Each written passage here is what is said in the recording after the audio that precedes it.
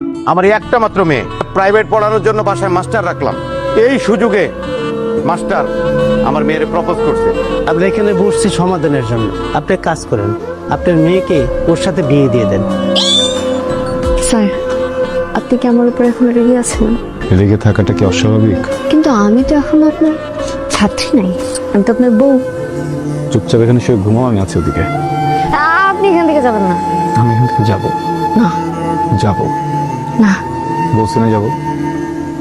আপনি যদি এখান থেকে যান, আমি আমার আম্মুর কাছে বিচার দিয়ে দিব, আর আম্মুর আপনার কাছে পড়াবে না।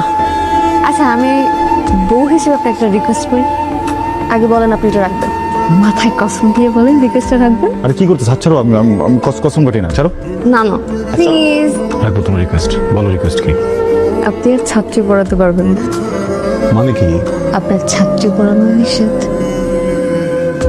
তুমি মিয়া নিজের ছাত্রী বিয়ে করে তো ইজ্জত মহিলা দিল। ঘরে কি ডাকে? ওগো স্যার। স্যার, স্যার শুনেন না, একটা কথা বলবো। সারাদিন বাসায় একা একা থাকি, কথা বলার কেউ নাই। স্যার, স্যার, আজকে আমরা একটা নতুন চ্যাপ্টার শিখবো।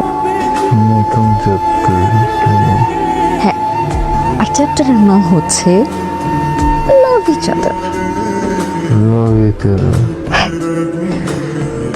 আপনি আমাকে বলবেন আই লাভ ইউ।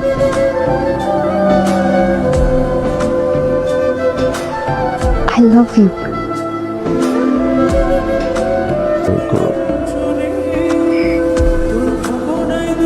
বিয়ে প্রমিস করে।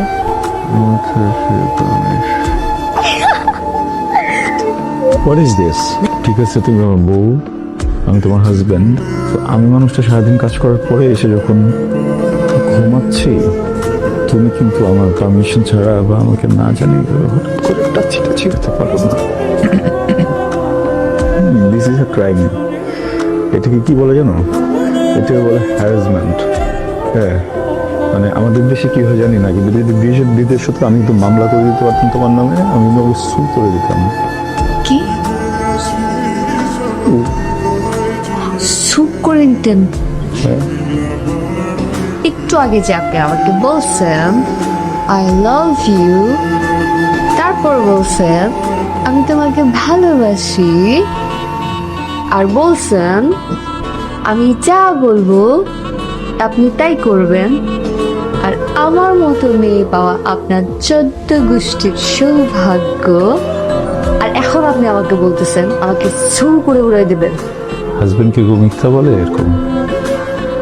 আপনার কষ্ট।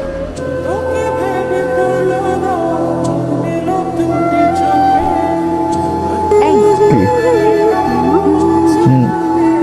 আমি কিন্তু আমার বাড়ি চলে যাবো।